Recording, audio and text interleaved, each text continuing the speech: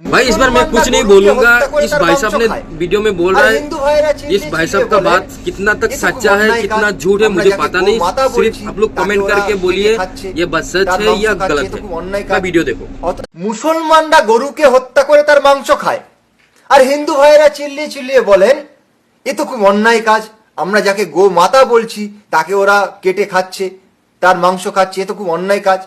অথচ এই হিন্দু ভাইরা জানেই না যে তারা যে মূর্তি পূজাগুলো করে, এই মূর্তি পূজা আবিষ্কারকারক যে বামন পুরোহিতগুলো রয়েছে, তারা তাদের শাস্ত্রে এইসব পূজার বিধিতে লিখেছে, যেমন দুর্গা পূজা, কালী পূজা, তার বিধিতে লিখেছে গরুকে বলি দিয়ে, গরুর রক্ত মাংস দিয়ে মা কালী মা দুর্গাকে পূজা করতে হবে। আসুন আগে প্রমাণটা দেখাই। এই দেখুন, এটা হচ্ছে কালিকা পুরাণ।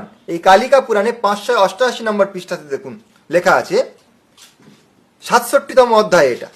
এখানে দেখুন লেখা রয়েছে, পরিষ্কার লেখা রয়েছে, দেখুন গো, মানে এখানে অনেক প্রাণীর নাম লেখা রয়েছে, একটা দুটো না। মুসলমানেরা তো কেবল গরুকে হত্যা করে, আর এ তো পুরো জঙ্গল ধরে সমস্ত প্রাণী হত্যা করার কথা এখানে লেখা রয়েছে।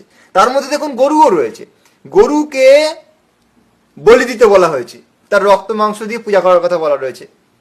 কি আশ্চর্যের ব্যাপার।